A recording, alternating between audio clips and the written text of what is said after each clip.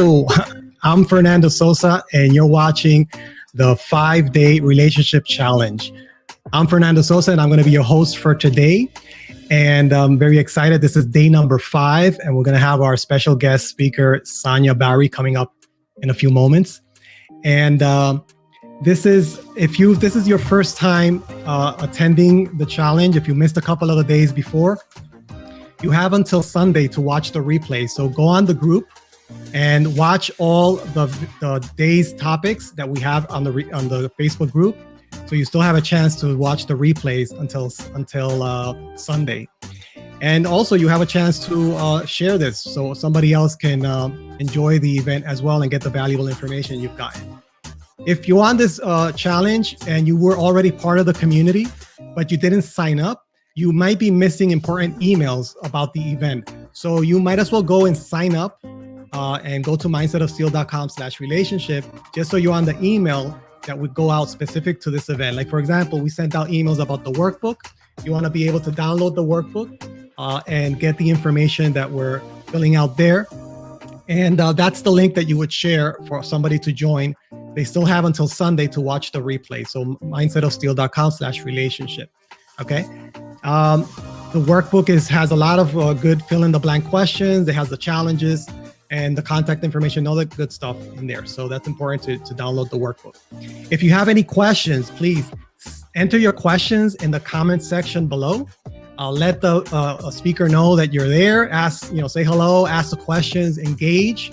And that's a good feedback that we have for the event, and just so we can answer any questions that comes up. I'm going to be in the back end listening and watching the comments. As the comments come in, I'm going to put them on the screen. And in order for your name to come up on the comments, make sure that you put you click on the StreamYard link that shows up in the description, so I can see your comments. I can see your name show up on the screen. Okay. And just to say thanks for engaging, we've been giving away a lot of prizes during the week. Just for your engagement. So these are some of the prizes that we've given. We've given a couple of these books, Love Letters, Volume 1 by J.A. Busfield. A couple of these books we've been giving away. We gave away a gift certificate to a massage for couples.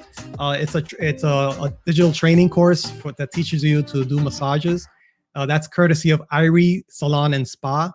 And they also provided a gift certificate for a 1-hour Swedish massage. That's over $100 value. So we gave that away. We also gave away a book from one of our authors, Live Beyond Your Dreams by Rihanna Mill.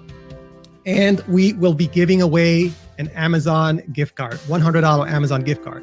So all you need to do is just participate and be engaged, ask questions, and we will kind of be just part of the program. Lastly, if you haven't signed, I guess I already told you, if you haven't signed up, just sign up, share, and watch the replay that is available until Sunday.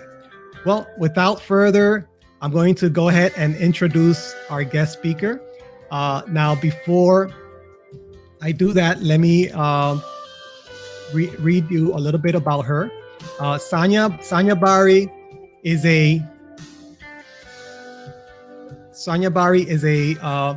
psychotherapist, relationship and life coach. She has 2 master's degrees in counseling psychology and 2 years of training in spiritual psychology.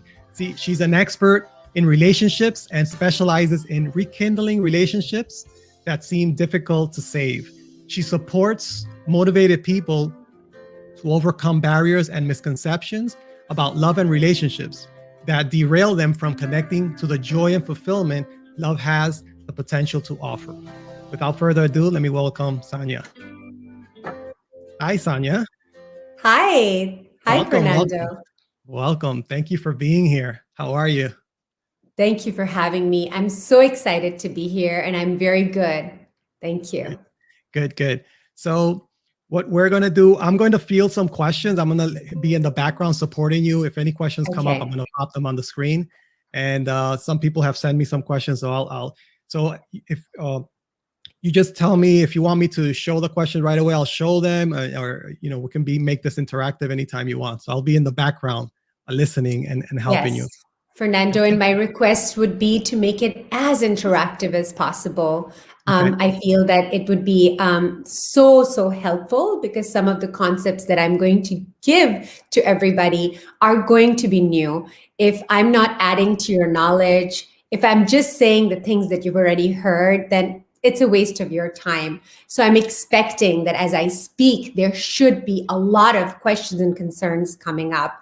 And the best way I find that I learn and other people learn is by having that ability to interact and to have this Socratic dialogue. So I would love it if you give me questions. Okay. I'll Anytime they come. Okay. Yes. So without further, I'll let it take on from here.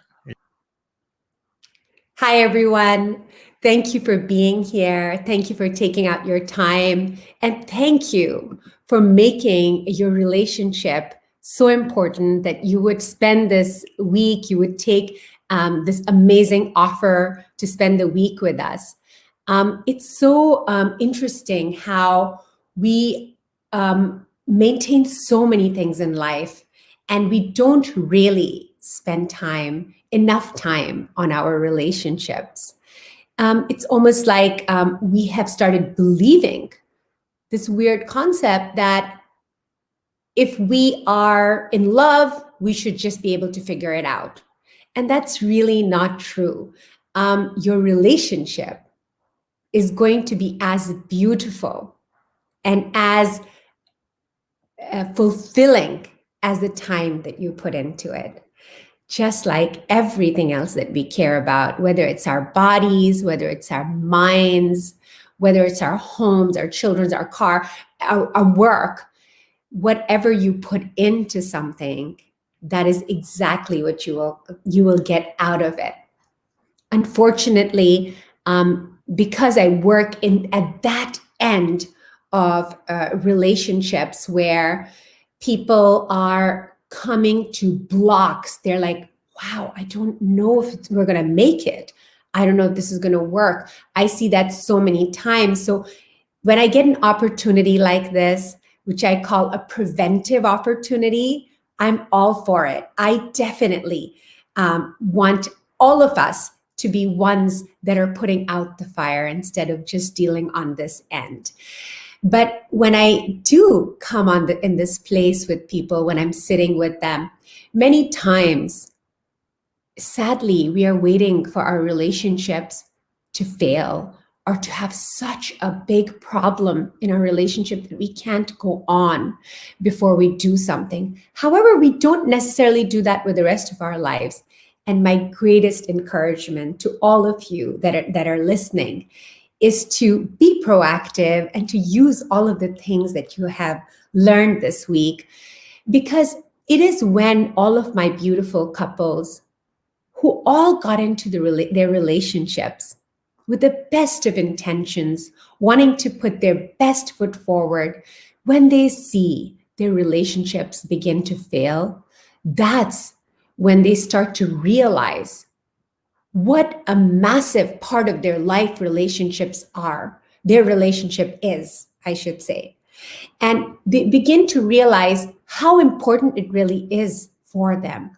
They begin to understand that if there is issues or there is unrest in their relationship, how it dominoes into their lives to the point where you can have all of the riches, all of the health in the world, but if there is a dagger in your heart because your relationship is not doing well, it affects everything.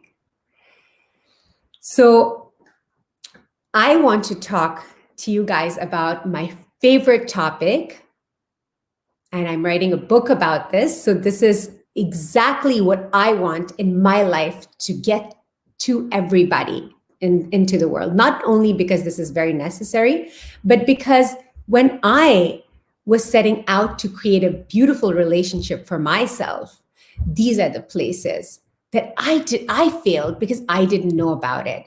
And if it were up to me, I would take a big microphone and yell it out, which is a version of what I'm doing, because I want everyone who really wants to have an extraordinary, beautiful relationship to, number one, know that yes, such a thing is absolutely possible if you're motivated to get it. And number two, that there are systems in place that are bringing all of us, or making all of us head towards this place, what I call our default thinking, our default mechanism. And when I say that we are all, if we don't interrupt this default movement towards the demise of our relationship, we are going to end up where most people end up, which is either divorced or separated or on the way to it, or, just settling for a relationship that is half in, half out, or where you are not allowed to be yourself, where you have to really kill yourself or become really, really small to just maintain it. And there is so much beautiful potential here in relationships that it would be wrong not to absolutely enjoy it. So what is this programming I speak of? So what I mean is, and the title of my talk also is Relationship Myths That Spoil Relationships. So what I want to tell you is that people are getting into relationships with a lot of good motivation. But when they hit these markers that I'm going to explain to you, they all start to misunderstand what relationships are about and start failing. Some of these are that, even one of the ones that I want to tell you about first is that even before we really, really make that bond and get in with our partner, we have all been, somehow we've bought into this philosophy, and we keep doing it, teaching it to others, that we have to pretend to be someone else. So there are all these rules of engagement. This is how you should date. But what ends up happening is that when we are even pursuing our people, we are many times not being ourselves. We are many times pretending to be someone else. And what that does, unfortunately, is that it creates relationships based on a personality that we're presenting that is not truly us. So let's say that if I'm in a relationship, I'm getting into a relationship with someone, and I have this pseudo personality that I'm presenting. Generally speaking, that personality is going to be something that I think my person is going to like. If we go on in the relationship like this, my partner is going to keep on moving ahead with me based on what he sees. And the whole time that I'm dating this person, I'm going to have to keep on faking this fake personality in order to keep going on. Let's say that in this courtship, we progress and we maybe get engaged or start moving in together. Those are really, really beautiful moments that are worth celebrating. I'm sorry, my allergies have just decided they're going to act up right now. But in that moment where there should be a celebration inside, you can't truly even celebrate it, because there's a part of you inside you that knows that this person is continuing the relationship with a version of me that's really not true.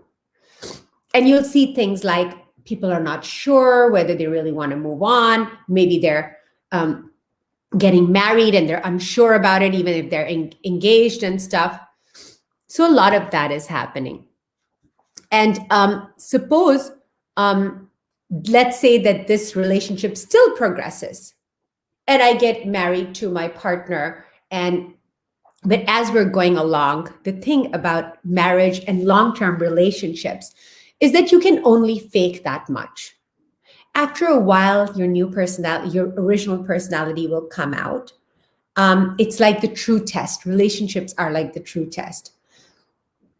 when your personality comes out, you're going to feel a lot more comfortable. And that is why your true personality is coming out and you're leaning into the relationship. You're enjoying yourself. And then you realize that your partner's like, wait a second, she changed on me.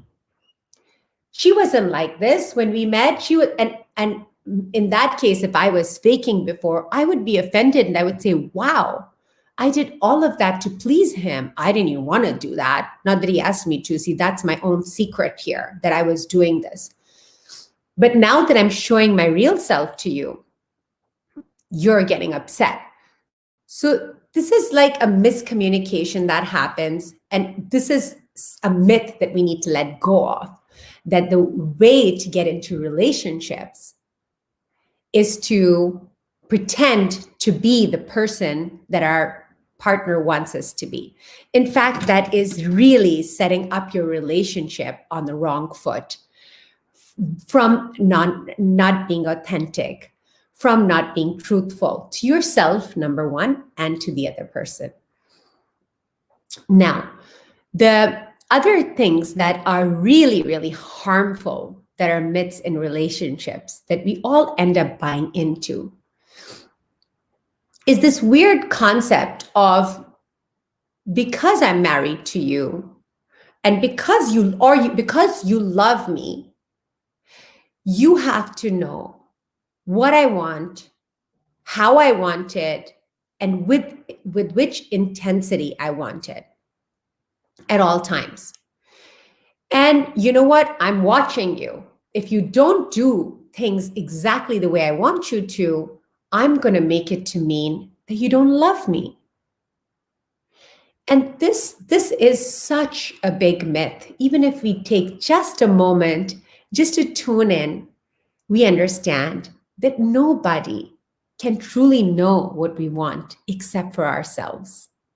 We've all done that thing where we're trying to guess what other people want. And it's so true that we really can't guess. And not that it was our job to guess.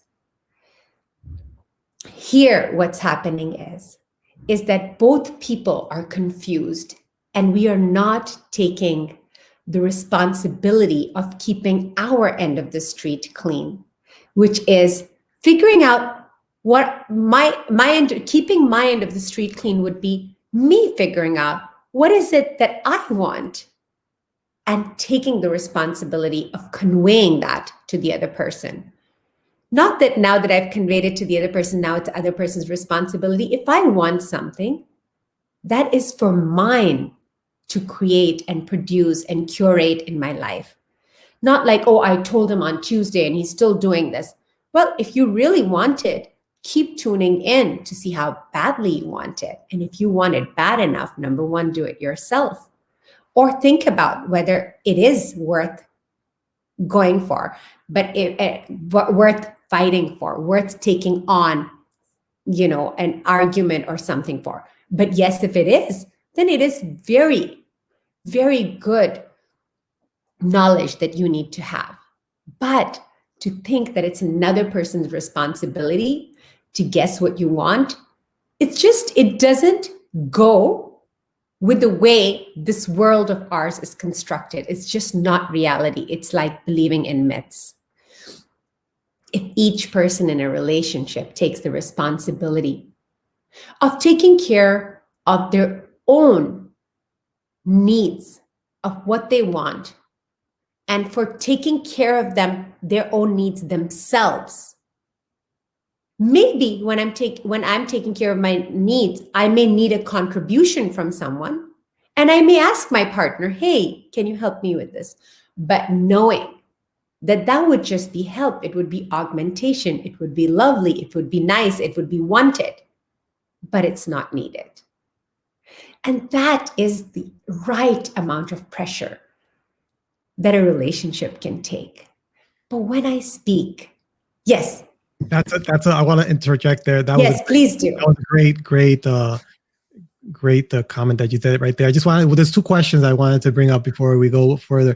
One of them is coming up. Can you put an example of a fake personality? Yes, absolutely. So let's say I'm the one who's looking for a partner. And I'm in a bar and I'm like, you know what? That guy, I want to take that guy home. So I gauge him. I'm like, I wonder, and after years of, raising myself and figuring out and being an expert on what people want, I know it. I know what this kind of guy wants. And so I go there and I'm pretending to be exactly what this person wants from me. So that person's like, whoa. And, the better reader I am of this kind of a thing, the better I'm going to be socially, and the better I'll be able to get from social situations what I want. But it also has the risk of being too tuned into what other people want, not enough tuned into what you want. And it has the risk that now that you're so good at it, being this chameleon, that you can just keep giving yourself away to the point where you sometimes don't know what it is that you want. It takes a while for you to connect because you're so tuned into other people. So then I'm pretending to be this person, and sure enough, I was right because I've practiced for years. And so this person takes me home or whatever. I take him, whatever. And let's say our relationship continues. That whole time in the relationship, I am in turmoil sometimes because I want to do certain things, but they don't fit in with what I thought he wanted. So I'm not having such a great time as I could have had. And I'm making little secret sacrifices along the way that nobody knows about. He doesn't realize all of the things that I'm doing, but I'm putting them in some kind of a sacrifice bank, which, by the way, I'm going to make explode in his face at some point where he least expects it. Understand, he was never consulted when I was making these sacrifices. So we come to any juncture, like these things can go anywhere, but let's say for our example, it goes in a place where we get engaged or some kind of a, move in together. That's a really important moment. There is an anxiety there that is marring my beautiful celebration, which is that I know the secret that this guy is in love with and getting engaged to somebody who's not 100% me. And so goes on. But this farce of mine it's never going to work when we are in a relationship. When we are living together, it may not still work, but a marriage has a bigger finality to it than does a living together situation. Many times it doesn't work in that system either. But if you really want to know if you have evolved personally, if you want to know about your personal evolution, the best place to know is if you look into your personal life. I can be a wonderful person if I'm single. I got my stuff down. I'm taking care of myself. I'm taking care of all my needs. I can control my environment to make sure what I'm going to let in, what I'm going to let out. I have my boundaries. I have everything going for me. But the true test is, how are you going to do when you're in a relationship? So if you really want to know who I am, you're going to have to ask my husband and my children. They know what I'm like when I'm undefended. And that is my true personality.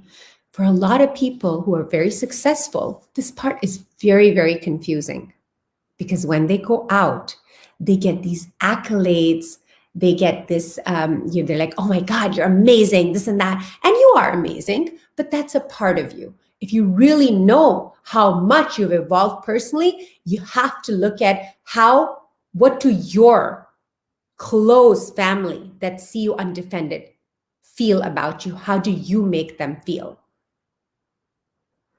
If you notice, most of the ethical systems and major religions will always push marriage, get married. I used to think when I was a kid, like, why?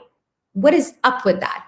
And what they know that we didn't know is that if you truly want to evolve, go into a relationship where your partner can see parts of you that you cannot see, where you get activated in precisely the places where you need to heal. And let's see if you just react, point the blame, and just keep going on, making the same mistakes, thinking it's somebody else's problem to heal you, to evolve you, or are you taking every single pain that is coming your way and using it to figure out where healing is needed and gently and lovingly providing that to yourself? Awesome. Sanya, I have a couple of comments and questions I want to Yes, run. please. So just a lot of hellos. Good afternoon, Sonia. Good afternoon. Hi from Minnesota. Let's see. Hi from Canada. Okay. A question here. Or a comment. Find a guy who likes to hunt. So now I like to hunt, but do I really? Or am I just people pleasing? Okay. Okay. Should I answer that? I guess that one, and there's a follow-up. How do you stop yourself from trying to be the person others want? I love it. Oh my God, both of the questions had the same answer. Mhm. Is that it? Should I go? I got one more. It says, when my kids don't listen to me, I used to think they don't love me, is a false belief. Can you repeat that one, please? When my kids don't listen to me, I used to think they don't love me, but that is a false belief. Yeah. Yes. That is a false belief. And it is a very, very easy way to figure out how to manage. I'm quickly writing this note to show you guys soon. It's a very, very easy way. I'm going to give you guys my favorite, best trick ever, which is that I'm going to do 3 layers of figuring out how to make sure that you don't have a false personality and how you are not people pleasing. It's the same question. Being authentic is everything. It is everything. When we are not behaving like ourselves. So one of the things that Fernando does and his whole channel is about is to let go of all of the things that aren't serving you so you can be in your element, so you can be like everything you want to be. And when you do that, and I know I work through relationships, but it helps absolutely everything that you do, every aspect of your life, including your finances. So when you are being authentic, you are allowing yourself the chance and the ability to connect to a genius inside you, a wisdom inside you, a constant guide and the best therapist, counselor in the world inside you that can give you the trust, the support, the love, the everything that everything on your list of, I want this. And that really, the secret is that really is my work. Once I have, or you have worked to connect yourself to that place, everything works and everything flows. You just get an answer to everything. And it is so important for you to do microscopic truths with yourself so that you are not getting into places where you are deceiving yourself and pretending to be someone that you're not. Because doing that is clearly a self-betrayal. It is a self-rejection. Many times, and including, I'm going to think about myself in the past, in the way past, thank God. When I would say, well, people don't love me enough and I do so much and, I want this and the question was, how much are you loving yourself? People don't listen to me. How much are you listening to yourself? I'm feeling betrayed by this friend. Are you betraying yourself? These are the questions to ask because we don't. The reality of life is we don't have control over anyone else but us. So the question you guys ask, even if in this entire talk, if I just get that across to you guys, it is gold. It is gold just to be yourself. The more you work and you exercise to be yourself, the more you are reinforcing who you are. With every time you're saying no to people, when you want to say no, you are exercising being yourself. You are being loyal to who you are, and the other way around. So it's very simple. I'm going to give you guys 3 ways to do it. One is going to be a cognitive process, which will be easy, I think. I think all of them are easy now, but they aren't easy when we begin. And I'm going to explain how easy the process is. So one will be a cognitive thing, one will be a sensorial thing, and one would be an emotional thing.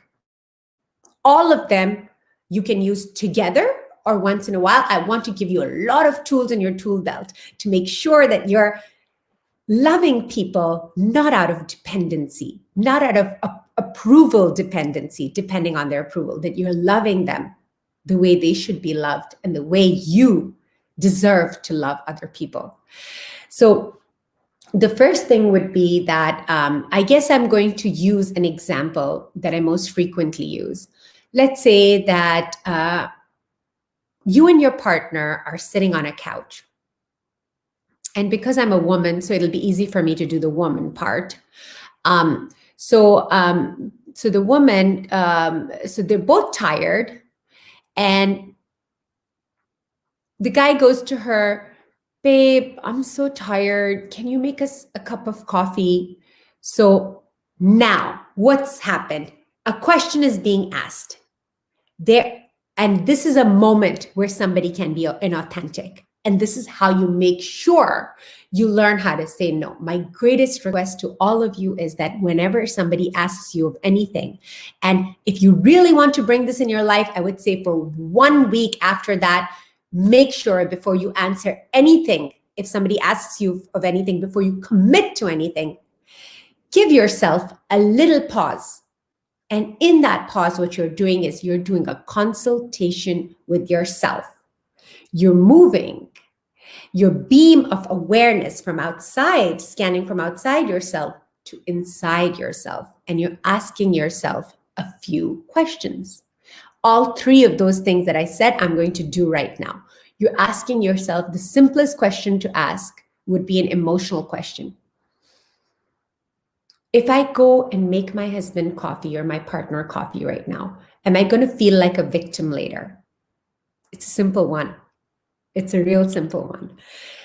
And if the answer is yes, then please do your partner a favor and do yourself a favor. Use your manners and politely tell your truth.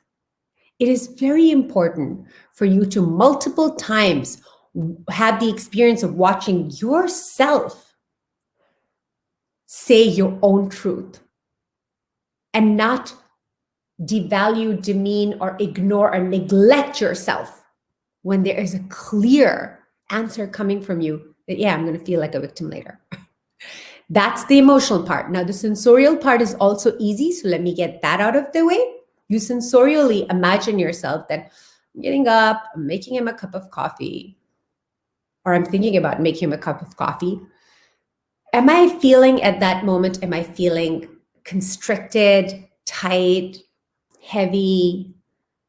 Or am I feeling open and joyous and like, light? And of course, if you're feeling tight and stuff, then don't do it. Do everybody a favor. Be courageous, be honest with yourself and others, and don't do it. Now, the third one, which I want to talk to you about, is what I call the 4 manipulators. I should have written that down. I wrote this right now as we were speaking. So I'm sorry for the very high-tech stuff that's going on over here. And I also made a mistake right here where it didn't fit. Yeah, this is part of the workbook question. The 4 manipulators. So yes, this is part of the workbook question. You'll be tested on it later. But this always happens to me. I start writing. I'm so ambitious. I think the whole word's going to fit there. And then in the end, it's like, what? But So these is what I call the 4 manipulators. It should have had a heading here, but please keep that in your mind. I call them the 4 manipulators. So what I want you to do, this is the cognitive part of it, is that I want you to ask yourself very honestly that, am I gonna get up and make this coffee for my partner out of any of these 4 manipulators, out of guilt, out of over responsibility? And I'm going to eventually tell you the difference between responsibility, which is beautiful and freeing and lovely, even though it doesn't always have a great connotation for people, and over responsibility, role playing, and transactions. In fact, I'm going to speak about all of that. But just as an overview, if you're doing it because of any of these things, please don't do it, and instead do your partner a favor and just be honest. Because when we keep doing things when we don't want to do it, we're actually, teaching ourselves and our partner, and we keep on subscribing to different parts of a relationship that actually don't really truly suit us. And when we do that and we keep doing that, these are the reasons for anxiety, for random depression, for this dissatisfaction. Here and there, I'm going to get, actually, it's quite frequent that I get these calls where, we've been in a relationship for so long. Yes, my partner did say to me that, okay, these things are not good, they need to be changed. But then suddenly the partner's like, okay, I'm done, I'm leaving, that's it. And that is going to happen because for years you didn't take care of yourself. You let things get to you. You did secret sacrifices. And a minute about secret sacrifices is that when I have all of these daggers in my chest with all of these secret sacrifices, and my partner comes and he goes, hey, babe, can you lift this one from here to here? He just kept a little finger on me. I'm like, I explode. It's like, boom. And the partner is like, what just happened? Except my partner doesn't realize how many secret daggers I'm carrying inside my chest. It is not their responsibility. The word compromise is very misunderstood. Compromise is always an agreement. If you think compromise is taking information from here, there, or people's suggestions, or we were sitting at coffee or after drinks and this person said this to me, and you're making plans like this, to sacrifice yourself, it's really awful. And I'm so deterring from this, but I want to give this example. My most horrific example happened when one of my colleagues had sent her parents to me, who were in their elder years, and the children had all left. And I know this doesn't happen too much in our relationships now, but it is a very classic example where the woman wanted to leave her husband, and she was saying that I did this and I left my teaching for you and this and that. And, as I was watching both of them, they were in front of me, I could see her husband's face like, so, and I was like, oh my God, she's going to stop talking and he's going to tell her that he never wanted her to stop working. And now it's like 23 years past. That's exactly what happened. That's exactly what happened. And so unfortunate that they never had that conversation. So no secret sacrifices, people, please. All right, going back, enough, deterring. Guilt, over responsibility, role playing, and transaction. Guilt, we all know what guilt is. Guilt is very, very popular for parents as well. This is it. Okay. And, if you tell me, hey, I'll meet you for lunch because I feel so guilty, I'm going to be like, oh, no, thank you. Please don't come. Over responsibility is doing for others that they can do for themselves. It is over responsibility is not the same as responsibility. It comes out of a dependency inside you for a need to be valid in being useful for others. It does not come from love. It comes from like I said, a need to be needed, a need to say that I'm efficient or whatnot. Every time we take over responsibility for our partners, our loved ones, anybody, even people at work, we are disabling people that we're going to complain about later. When you take over responsibility, it may be fun in the beginning because now you've found a person who loves it when you take responsibility over that. There, it's a dovetail pattern. I love to take care of you. I love to be taken care of. Euphoria, wonderful euphoria. After a while, this becomes exhausting, and it's not something that is sustainable.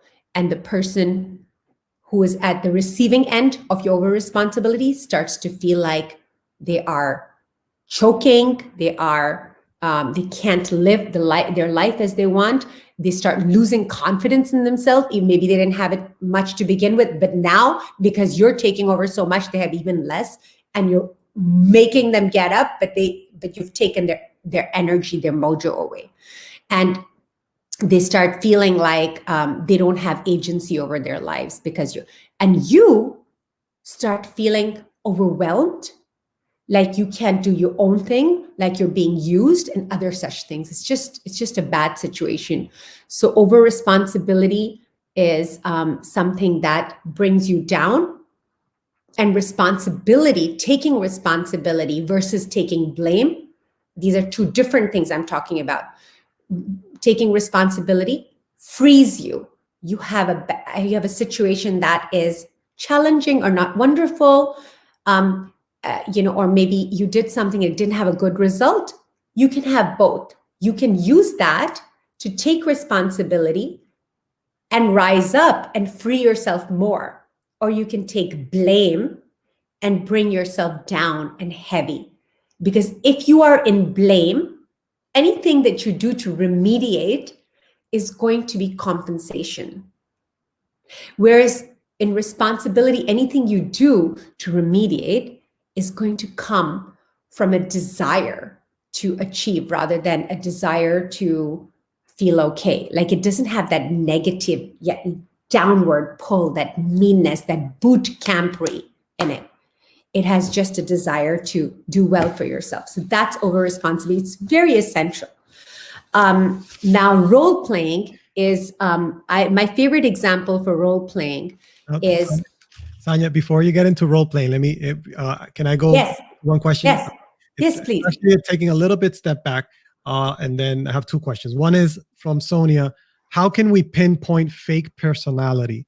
In my case, I felt this way with a boss. How she treats us as employees speaks louder than words.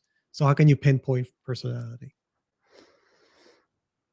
So right here, Sonia, what you're doing is you're trying to see if that your boss has a fake personality or not.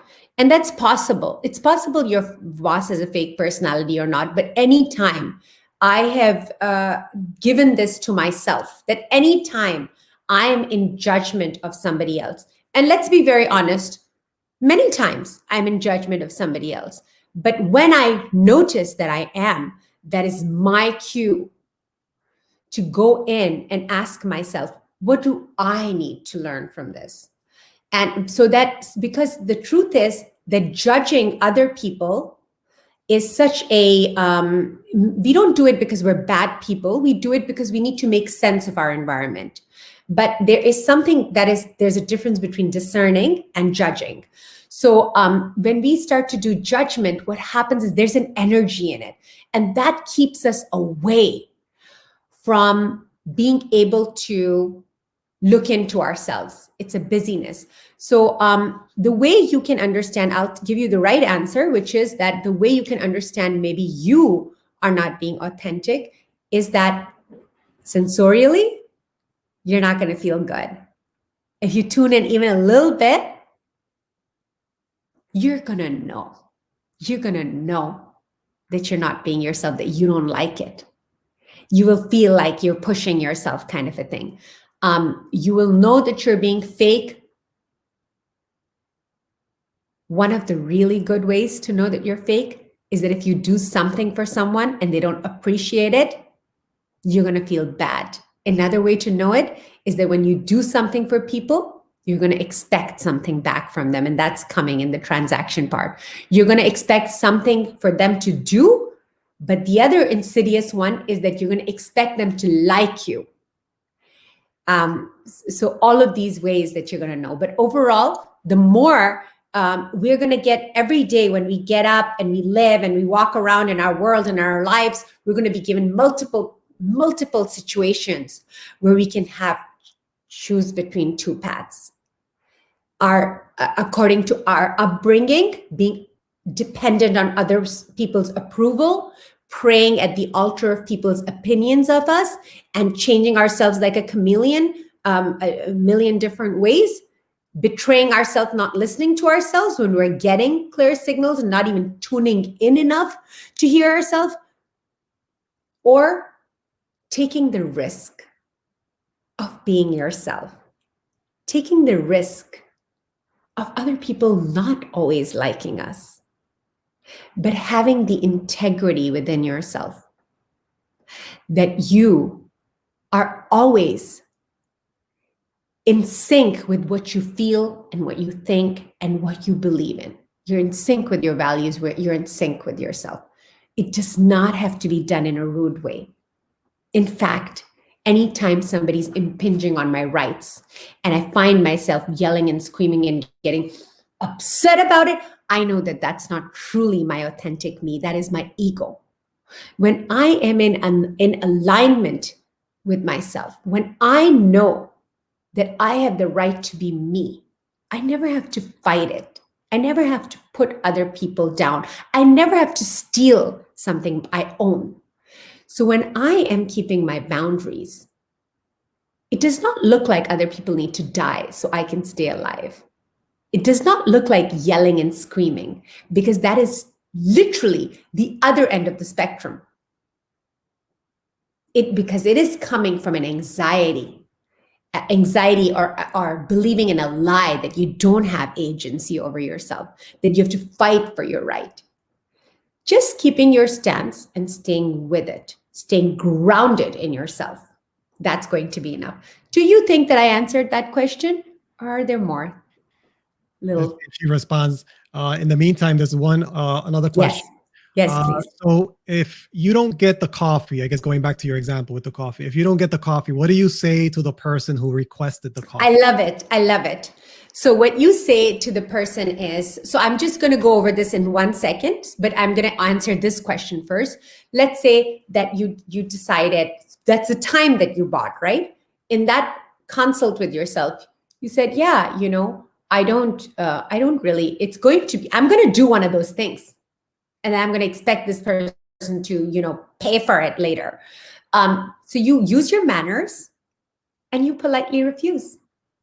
But you don't have to refuse with meanness or meekness. Just be normal and just say, you could say something like, babe, like I love you so much, but I don't really feel like doing it and I don't want to do it out of any other place. You can even say that. I do it. I know sometimes it sounds clinical. I would say, I don't want to do it out of guilt or responsibility. I really don't feel like doing it. And if my partner doesn't understand, I'm okay with that.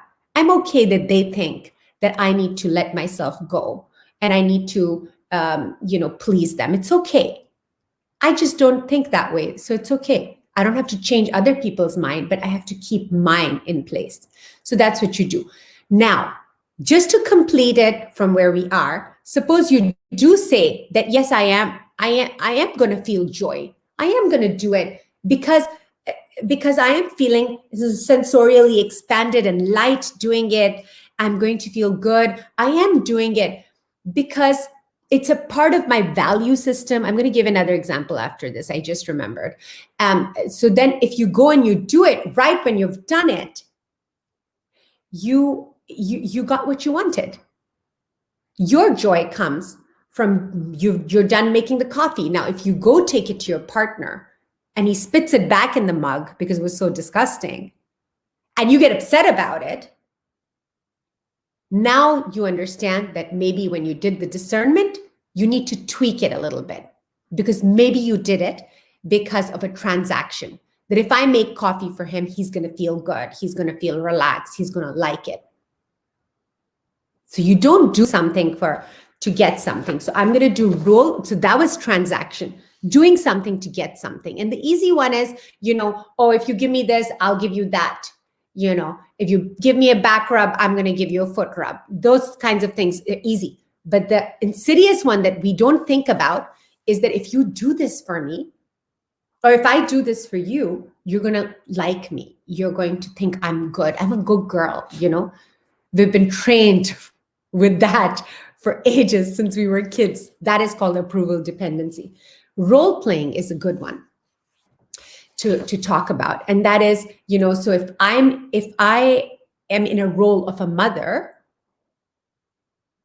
and I'm acting from that role, whatever role I take, I am going to make my child take the role of a child. In fact, I can't even take on the role of a mother until I make the child take the role of a child. Once in a while, if he's getting a little loosey-goosey, I'm going to implement the mother role again so that he becomes child role again. But as we live like this, playing our roles of mother and child, I am not really there. I can't see this child for the human that he is. I see him as my idea of what I think his role is. So every time he deters from here to there, I think I have agency over his life and I'm going to bring him back. So there is no humanity in that. You are never considering the human. You're never attending to them because you're so busy playing a role. Now, let's say that I live a lifetime like that. If I look back and I think of all of those times that I find very, very dear to my heart, there are going to be times where I accidentally let go and allowed my child to let go. And we were just two wonderful souls having a great time together. So when you role play for a long period of time, when you wake up on the other side, all you've done this whole time is that you've played a role. It's been some kind of an acting. It's a really big loss because you have missed out on the most beautiful part, which is your humanity and the other person's humanity.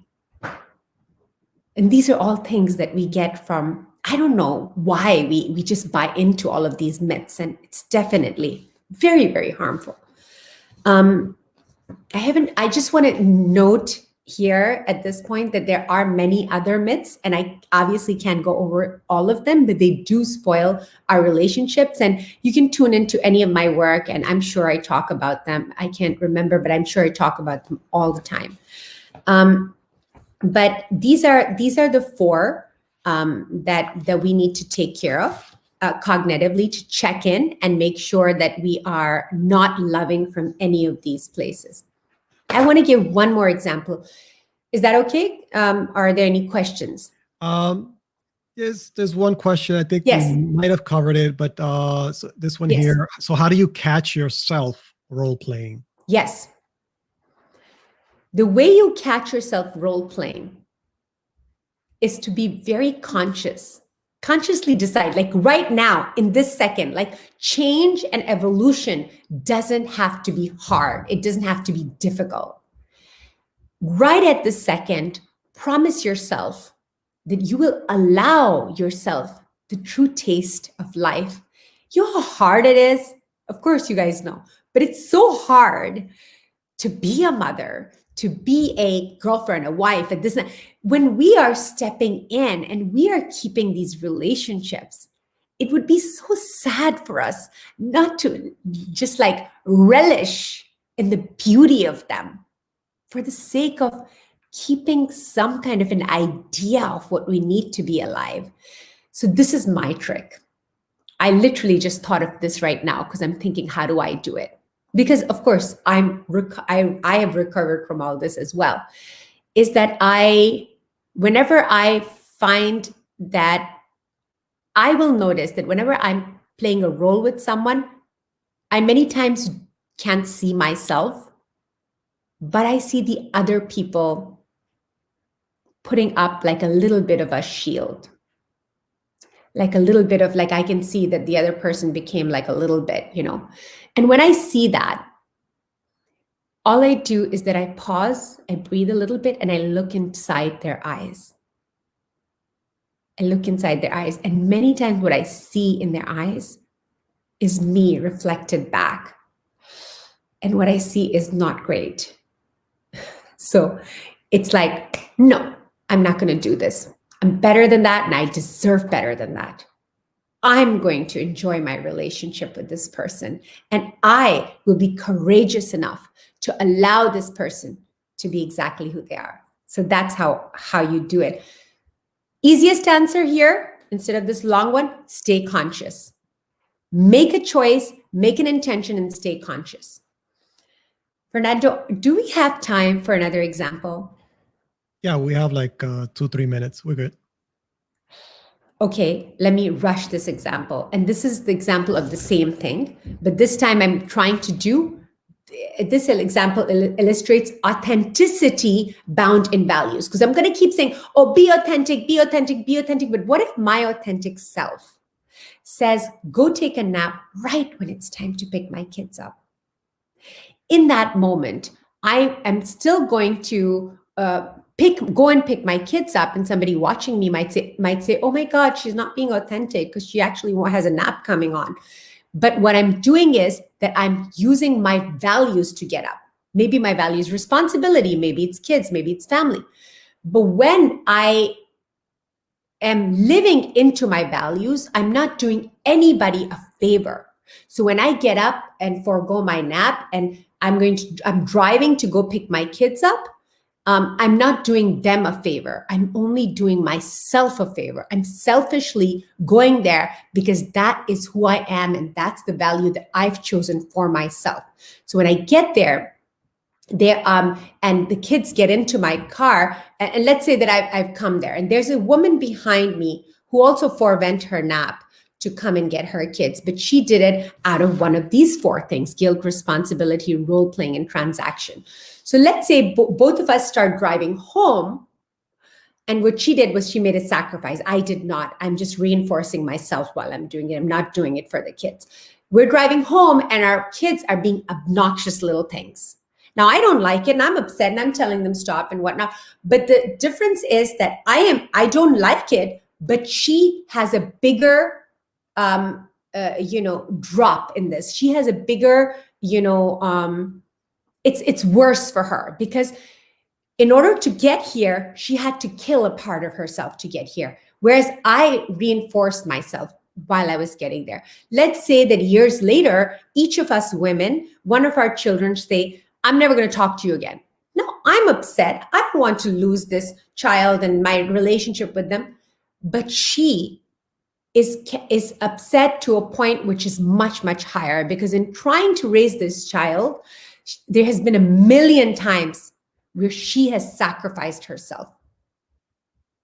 So when you do that, you almost behave as if your kid and other people owe you. And it is a very bad situation to put yourself in and others in. So Fernando, how are we doing on time? Okay, I think we have about 1 minute. We should wrap it up. 1 minute. Yeah. Yes. So I just want to say thank you so much for listening. Thank you so much for caring about your relationships. Thank you for taking the time and trying your best. Everybody who's here, I want to say, understand that you are one of those rare people who can create amazing relationships. Why? Why did I presume that? Because you are trying, because you are seeking, because you're onto it. Now, I don't know whether it'll be me or someone else, or a billboard as you're driving home, or a little child that you're picking up, where you're going to get your inspiration from. But I know you're going to get it. And I know you're going to get there because you are seeking. And please don't stop seeking, because relationships are important. Okay. Excellent. Well, this concludes our 5-day relationship challenge. I want to give thanks to my giveaway sponsors, I want to give thanks to Irie Salon and Spa at iriesalonandspa.com that they gave away some of the prizes. J.A. Busfield at Jabs Plethora for giving away some of the books. We're going to be giving away a couple of more books later on.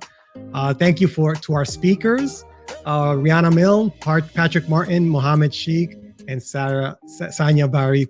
Thank you for being here. We have, let me see, thanks for watching and engaging, okay? Engaging and sharing in this event. We're going to be giving away the $100 Amazon gift card. And let me explain how that's going to go. You're going to complete the challenge of the day. If you look at your workbook, there's a challenge, right? And the challenge of today is going to be to post a photo alone or with a partner and say something nice about yourself or your partner on Facebook. It's a challenge, right? Make it something that you've never told anyone. Add the hashtag mindsetofsteel.com, not .com, but hashtag mindsetofsteel so we can find the post. And then you qualify for the gift card giveaway. And I'm going to give that away later today. We're also going to pick either from that or from people that have engaged in the past couple of days. But if you're posting, like if you do this challenge, you're going to be at the top of the list. Okay. And then finally, I want to, there's a lot of work that went into work, time, energy, and even money to put this event together for free and putting it here for you with these amazing expert speakers. If you enjoyed this totally free event and got value from it, let us know. Post in the comments. Let us know what was your favorite moment. What did you like the most about the event? And give us that feedback. Go back to the workbook. Make sure that you go back to the workbook and fill in the blanks. Ask questions in the Facebook group and engage with others in the community. Connect with the speakers, okay? Every speaker has their own website, their content, their coaching programs, their videos, and tons of other information. They just gave us a taste. It's like a tip of the iceberg. You have more that you can get from them.